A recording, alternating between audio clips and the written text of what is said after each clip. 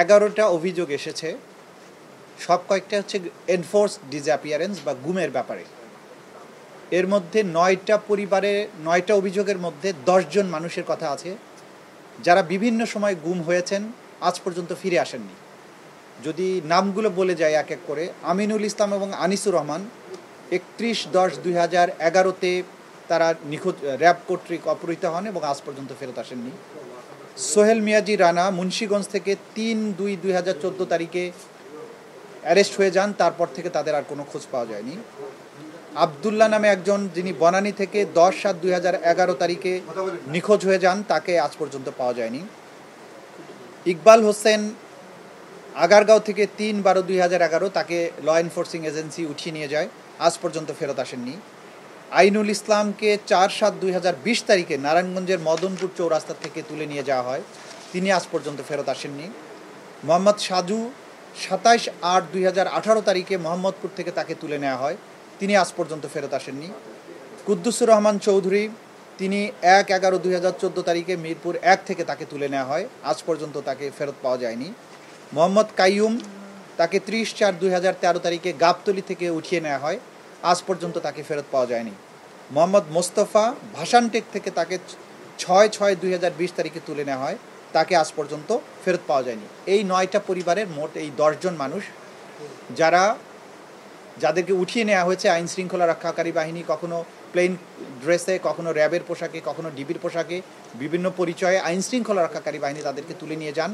কিন্তু আজ পর্যন্ত এই এত বছরেও তাদের স্বজনেরা জানে না তারা কোথায় আছে, তারা জীবিত না মৃত, তারা কোথায় আছেন, কী অবস্থায় আছেন, মৃত হলে কোথায় তাদের লাশ দাফন করা হয়েছে, কোথায় আছে, কোনো কিছুই আজ পর্যন্ত তারা জানতে পারেননি।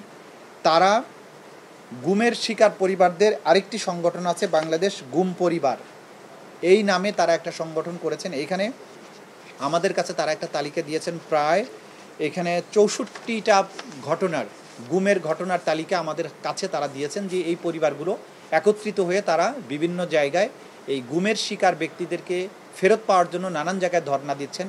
তারা এই নবগঠিত যে জাতীয় গুম কমিশন হয়েছে, সেখানেও তাদের বক্তব্য তারা দিয়েছেন। আজকে তারা এই অভিযোগগুলোকে নিয়ে আমাদের কাছে আন্তর্জাতিক অপরাধ ট্রাইব্যুনালের কাছে এসেছেন। আমরা এগুলো জাস্ট গ্রহণ করেছি, আমরা এগুলো যাচাই বাছাই এবং পর্যালোচনা করব।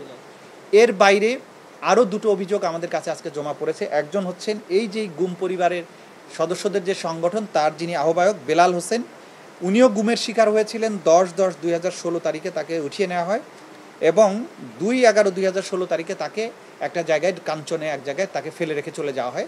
তিনি প্রেজেন্ট আছেন, তার কাছ থেকে আপনারা তার বক্তব্যটা জানতে পারবেন। এবং আরেকটা আলোচিত ঘটনা যেটা হয়েছিল, অ্যাডভোকেট সোহেল রানা, তিনিও এখানে উপস্থিত আছেন।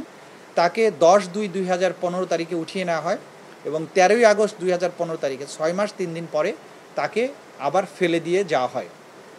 তার মানে এই যে 11টি পরিবারের ঘটনা আমরা বললাম, 2 জন মানুষ ফেরত আসতে পেরেছেন আর বাকি 10 জন আজ পর্যন্ত ফেরত আসেননি। এই যে অপরাধগুলো সংগঠিত হয়েছে সেগুলোর ব্যাপারে অভিযোগগুলো আমরা পেয়েছি। যেহেতু এগুলো আমাদের এই আন্তর্জাতিক অপরাধ ট্রাইব্যুনালের আইনের অধীনে এনফোর্সড ডিসঅ্যাপিয়ারেন্স একটা অপরাধ হিসাবে গণ্য, সেই হিসাবে আমরা এটা পর্যালোচনা করে দেখে যথাযথ আইনগত ব্যবস্থা গ্রহণ করব।